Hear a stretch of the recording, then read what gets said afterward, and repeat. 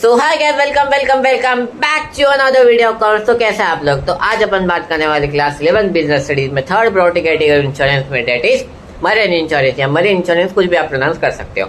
हमने कुछ वीडियोस में डिस्कस किया था अबाउट लाइफ इंश्योरेंस पॉलिसी, जहाँ पर अपन डिस्कस किया था अबाउट टर्म लाइफ इंश्योरेंस, है ना। Then we discuss about the whole life, endowment, children's endowment, unit link, है ना, joint life and then annuity. हमने 6 to 7 प्लस हमने डिस्कस किए थे। कल हमने पढ़ा था अबाउट फायर इंश्योरेंस के बारे में, जहां कर आपका गुड्स ड्यू टू फायर अगर डैमेज होता है, लॉस होता है आपको, तो वहां पर फायर इंश्योरेंस पिक्चर में आता है, तो आपको कंपनी इंश्योरेंस कंपनी कंपेंसेट करती है।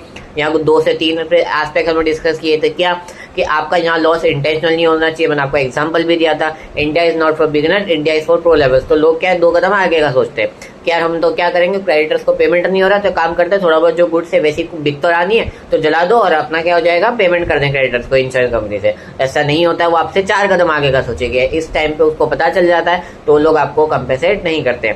सेकंड हमने पढ़ा था यहाँ पे प्रिंसिपल इम्यूनिटी भी पिक्चर में आता है। कैसे कोई भी गुड्स अगर आपका जला है तो उतना ही आपको कंपेंसेट मिलेगा, कोई भी प्रॉफिट कोई भी लॉस आपको उस ट्रांजेक्शन नहीं होगा। उसी सिचुएशन में इंश्योरेंस कंपनी आपको ले आएगी जहां पर आप उस ट्रांजेक्शन से पहले थे।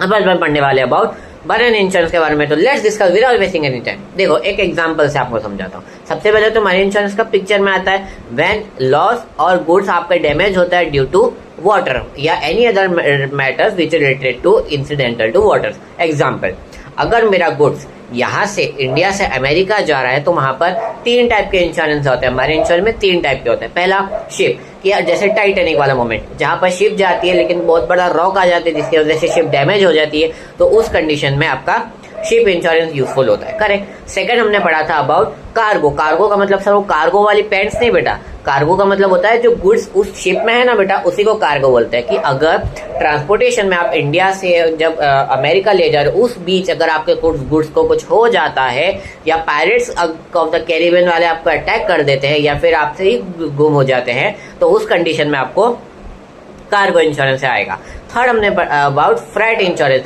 अब जो कंपनी मैन्युफैक्चर करके जो बेचती है, अब वो उनकी शिप नहीं होती है, शिप दूसरी कंपनी की होती है, तो उनको वो लोग शिपिंग चार्ज देंगे ना कि हम आपकी शिप यूज कर रहे हैं। तो उस टाइम पे क्योंकि अगर गुड्स ही नहीं पहुंचे या शिप ही नहीं पहुंची तो उनको तो नुकसान होगा ना, तो फ्राइट उनको कवर अप हो जाए शिप कंपनीज वालों को, तो उसके लिए यहाँ पर फ्राइट इंश्योरेंस आता है। अब वही एस्पेक्ट जो वहां पर हमने पढ़े थे कि यहाँ पर आपको कोई प्रॉफिट या लॉस नहीं होना चाहिए, उतना ही कंपेंसेट होगा जितना की आपको लॉस हुआ है। करेक्ट। फिर हमने पढ़ा था अबाउट व्हाट इंसिडेंटल नहीं होना चाहिए, आप वहां पे पानी डाल दो तो ऐसा नहीं होना चाहिए। करेक्ट, ये हमने पढ़ा। तो यहाँ तक कि तब तक स्टडी वन बी है।